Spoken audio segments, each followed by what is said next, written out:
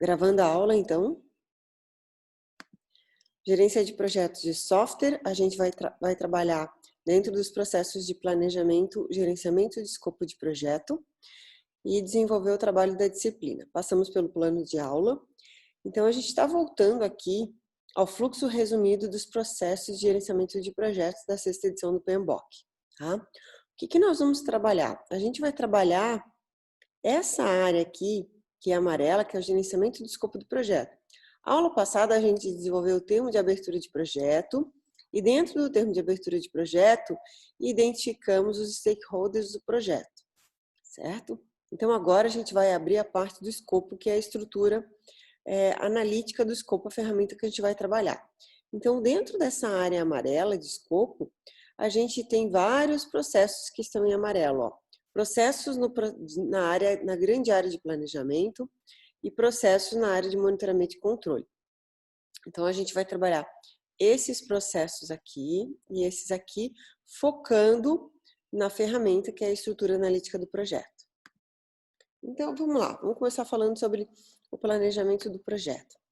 Quais são os problemas que a gente tem quando a gente não planeja um projeto? Tá? Esses são alguns itens que estão no livro do Ricardo Werner Vargas. Ele fala o seguinte: incremento não desejado no escopo, a gente pode ter atrasos no cronograma, custos acima do previsto, falta de recursos de pessoas, né? Ou seja, eu tenho um projeto com um escopo grande, só que eu não consigo ter pessoas com qualidades, né, qualificadas o suficiente para trabalhar no meu projeto.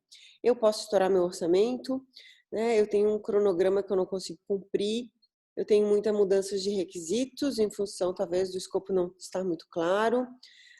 Muitas vezes, sem planejamento, eu posso entregar uma qualidade abaixo da esperada, produtos que o cliente não ficou satisfeito e até mesmo o cancelamento do projeto. Então, quanto mais planejado eu tiver esse meu projeto e a conseguir apresentar para o meu cliente, né, uma forma organizada de trabalhar, eu tenho aí uma qualificação melhor nesse sentido.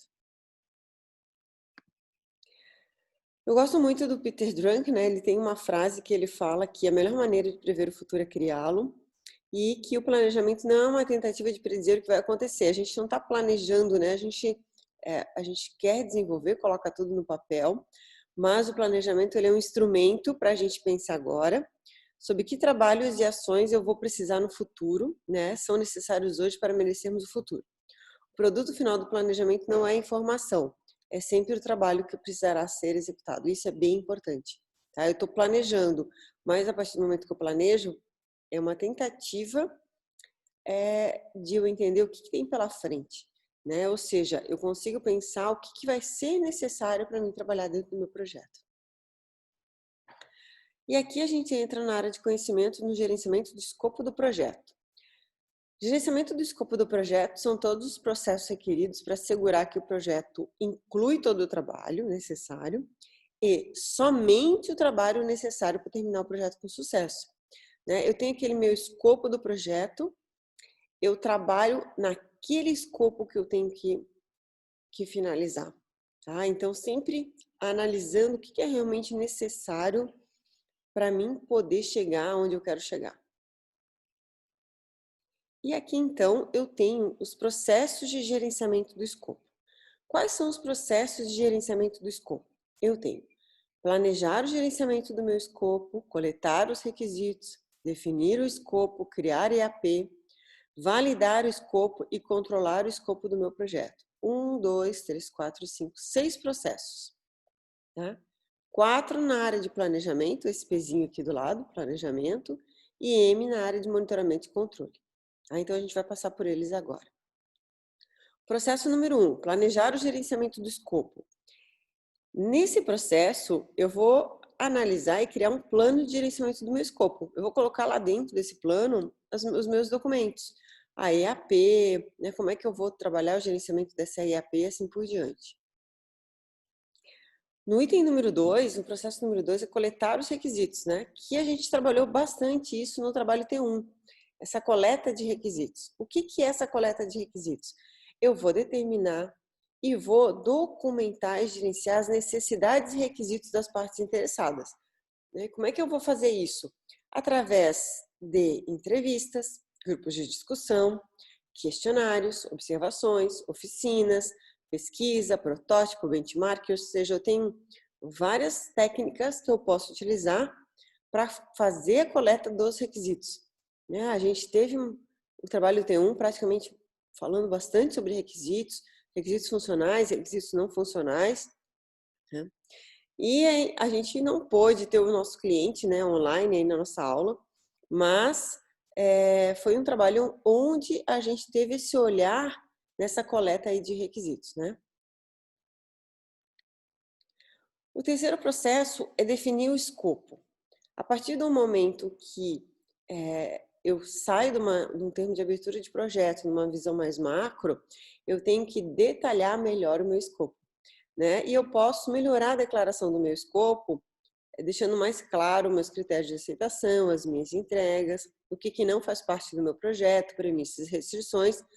E para isso, para me ajudar, eu desenvolvo daí a minha EAP, que é a minha estrutura analítica de projeto. Aí aqui, eu quero que vocês prestem bastante atenção, porque eu vou apresentar como é que a gente cria essa estrutura, tá? Então, EAP, o que é? EAP é Estrutura Analítica de Projeto, ou WBS, Work Breakdown Structure. Significa o quê? Quebrar a estrutura do meu projeto em pedaços menores para que eu consiga fazer um melhor gerenciamento, tá? E a EAP, ela é um desenho exatamente como está aqui, ó. Entendeu? Esse desenho aqui representa uma estrutura analítica de projeto. Então, a gente vai pegar o escopo do meu projeto e criar subdivisão, criar pequenas entregas que eu consiga fazer um gerenciamento melhor, mais fácil. Bom, como é que eu crio uma EAP, então? Eu vou fazer a decomposição. O que é essa decomposição? A subdivisão das entregas do projeto em componentes menores, né? Ou seja, componentes que são mais fáceis de ser gerenciados, até que eu tenha conseguido identificar todo o trabalho do meu projeto. Então, como é que eu monto uma EAP?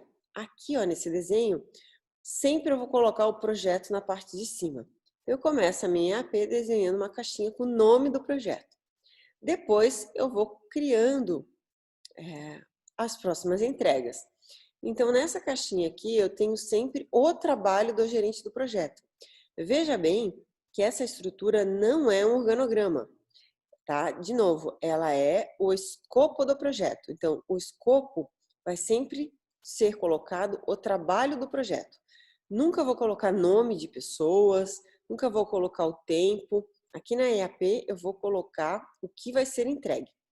E a EAP, ela é formada por grupos e pacotes de trabalho. Então, eu tenho um pacote de trabalho aqui, tenho outros aqui embaixo. Sempre que eu tiver mais de um pacote de trabalho, eu posso agrupar num grupo. Então, um grupo vai ter sempre, no mínimo, 2 pacotes de trabalho, tá? Então, eu tenho um grupo e eu divido esse grupo em 2 pacotes de trabalho. Aqui, ó, eu tenho um exemplo de um projeto de sistema hospitalar. Então, como é que eu vou construir a minha EAP? Aqui em cima, o nome do projeto. Aqui do lado, uma caixinha com o trabalho do gerente de projeto, que geralmente a gente coloca as áreas de conhecimento, tempo, escopo, custo, né? Qualidade, assim por diante. Aqui eu criei uma caixinha de análise, onde eu vou fazer o levantamento dos meus requisitos, o meu banco de dados, vou fazer o modelo do banco e vou fazer uma carga. Aqui eu tenho a parte do desenvolvimento, implementação, código, onde eu criei os ambientes que eu vou criar para codificar e os fontes que eu vou fazer. Depois eu vou homologar e vou implantar. Então, nesse desenho aqui, eu tenho vários grupos e vários pacotes de trabalho. Então, aqui nesse caso, ó, vamos começar. GP. GP aqui nesse caso está representado como um pacote de trabalho, porque ele não quebra. Análise é um grupo, onde eu tenho requisitos e banco. Aqui, ó, requisitos, pacote de trabalho. Banco, o que é? Grupo, que eu abri em 2. Modelo de dados e carga são pacotes de trabalho. Ambiente e fonte são pacotes de trabalho. Desenvolvimento, o que é? Grupo. Homologação, pacote de trabalho. Implantação, pacote de trabalho. Eu posso enxergar a EAP no modelo gráfico, que é esse aqui do projeto do sistema hospitalar, ou no modelo hierárquico, que é desse aqui que parece um cronograma. A gente vai trabalhar para o projeto num ambiente gráfico, esse aqui, ó. É neste modelo que vocês vão desenhar o pacote de trabalho de vocês. Aqui eu trouxe outros exemplos, né? GP, análise de viabilidade, o projeto de desenhos, né, com documentações, projetos executivos de arquitetura, memorial descritivo, projetos elétricos. Aqui é uma obra, construção, infraestrutura, construção de casas, eu trouxe vários exemplos. Mas como é que eu crio uma estrutura analítica de projeto? Muito bem. A EAP, ela vai organizar todos os componentes do escopo, tá? É a estrutura sobre a qual o projeto vai ser concluído, é a visão gráfica, é fácil de gerenciar, pois os pacotes vão até o nível mais baixo de gerenciamento. E veja bem, eu posso ter vários exemplos, tá? De como criar vários modos, como criar uma EAP. Eu posso fazer uma EAP por fases, fase 1, fase 2, fase 3, fase 4, e depois colocar o escopo embaixo dessas fases. Eu posso ter por macro componentes ou entregáveis, eu posso ter por função. Então, eu tenho uma caixinha lá, operação, RH, marketing, finanças. Ou eu posso ter por natureza da atividade, que é o quê? Gestão, operação, suprimentos. Entendeu? Então, eu posso montar a minha estrutura analítica de projeto de vários modelos. Ó, então, eu posso fazer aqui, ó, projeto, eu posso fazer por fase, fase 1, fase 2, por entregas, né? E assim por diante. Aqui eu tenho um outro exemplo, ó, projeto de sistema de gerenciamento de valor. Nome do meu projeto em cima, sempre uma caixinha de GP, e depois eu tenho ó, avaliação das necessidades, desenvolvimento de padrões, engenharia de sistemas, ó, avaliação das necessidades, eu abri em auditoria, requisitos, desenvolvimento de alternativas, desenvolvimento de requisitos do sistema. Vocês não precisam se preocupar com esses numerozinhos aqui, ó, 1.1.1, 1.1.2, porque os softwares colocam para nós essas pontuações. Se tiverem alguma dúvida, me parem, tá? Ó, aqui, ó, produto de software, gerenciamento do projeto, requisitos, projeto detalhado, construção, integração e teste. Mais um exemplo de EAP, Project Management, Regulation Impact Analysis, Helpdesk Process Remediation, System Development, Communication. Tá? Aqui também um outro exemplo de EAP. Esse aqui foi uma estrutura analítica de um projeto que eu participei. Tá? Então, a gente usava o WBS Charter Pro para fazer os desenhos. E aí, vocês podem perceber que existem várias cores. Quando a gente ia para uma reunião de projeto, a gente levava a EAP pintada. Então, por exemplo, itens em azul eram os itens que já tinham sido desenvolvidos pelo time. Itens em branco eram os itens que iriam ser desenvolvidos. Itens em laranja eram os itens que estavam na fila, assim, estavam sendo desenvolvidos, mas com algumas dúvidas. Vermelho, o que estava atrasado.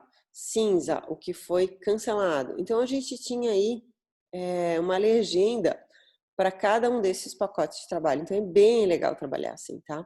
E no modelo de metodologias ágeis, aí esse modelo não era metodologia ágeis, né? A gente tinha todo o escopo do projeto. Mas dentro das metodologias ágeis, a gente colocava as sprints. E dentro das sprints, as user stories que a gente ia trabalhar.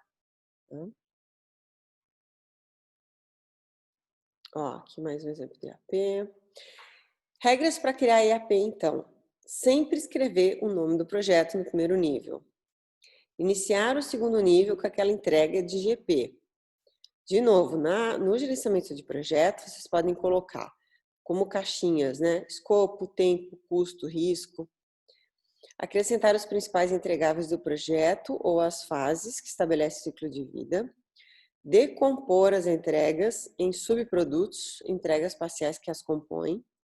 Decompor as entregas parciais até um nível de detalhe que viabilize o planejamento e o controle. Revisar continuamente a EAP, refinando-a quando necessário, até que a mesma complete o planejamento do projeto. Não colocar verbo. tá? A gente não pode colocar verbo, por quê? Porque verbo é atividade. E atividade vai no cronograma. O que a gente tem aqui são entregas, tá? Então a gente não usa verbo. E a gente também não usa adjetivos. Por exemplo, vou fazer um bom desenvolvimento, vou fazer um ótimo coleta de requisitos. A gente não usa adjetivos. E a gente não pode colocar um para um, né? Quando eu tiver um grupo, eu tenho que quebrar o grupo em no mínimo 2 pacotes de trabalho. E aqui eu tenho um jogo para vocês, que aí eu vou precisar da participação de vocês, do Thiago, da Isabela e da Júlia. Quero que vocês me... É um jogo de 9 erros, tá? Aí nessa EAP tem 9 erros. Quais são os 9 erros que vocês conseguem enxergar aí nesse... Aqui. Quando a gente vai trabalhar uma EAP, tá? Se eu chegasse assim, dividisse vocês em grupos, com certeza, se eu fizesse 3 grupos, eu ia ter 3 EAPs diferentes, tá? E isso não é um problema na nossa área de gerenciamento de projeto. Então, o mesmo escopo de um projeto sob as mesmas condições será representado diferentemente na EAP por 10 diferentes equipes de projeto ou pela mesma equipe de projeto em 10 diferentes ocasiões, tá? Então, não tem problema eu fazer EAPs diferentes, né? Claro que dentro da minha EAP eu tenho que ter o escopo correto do meu projeto, isso que é importante, as entregas. Quando eu tenho uma EAP muito grande, eu posso criar um dicionário da EAP, tá? Vamos supor assim, aquele meu projeto gigante que eu tinha lá, aquele projeto eu até trabalhava com uma outra gerente de projeto, porque um GP só era pouco, um projeto era muito grande. Então, eventualmente, quando tu tem uma EAP muito grande, tu pode criar um dicionário da EAP, tá? O dicionário vai ter os detalhes daquele componente. Então, eu posso colocar o código de identificação dessa conta, descrição, quem é responsável pela organização, se tem algum marco relacionado a essa entrega, se tem um cronograma relacionado, recursos, estimativa de custo, critério de aceitação, referências técnicas, informações de contrato ou outros itens que eu queira colocar dentro da minha descrição da minha EAP, tá? Mas não é no título, tá? Se cria uma estrutura por fora para poder detalhar a EAP. Por exemplo, essa aqui, ó. Então, eu tenho meu pacote 1.1, treinamento da equipe de metodologia, se fosse um projeto de treinamento. Daí uma descrição mais detalhada desse pacote, ó. Treinamento para alinhar as percepções e uniformizar conhecimentos na metodologia. Critérios de aceitação, presença maior ou igual a 75, a avaliação do treinamento maior ou igual a 865. Apostila, descrição, apostila de apoio do curso, cada capítulo deve conter um item de sumário, deve ser entregue no arquivo eletrônico, fonte tal, seguir tamanho, entendeu? Ou seja, a descrição da minha EAP. Depois que eu monto uma estrutura analítica de projeto, eu tenho que fazer esse controle, isso é bem importante. Não adianta eu criar uma EAP lá e não fazer o uso dela, né? Então, eu faço o controle do escopo usando a minha ferramenta. Então, o que é esse controle desse escopo?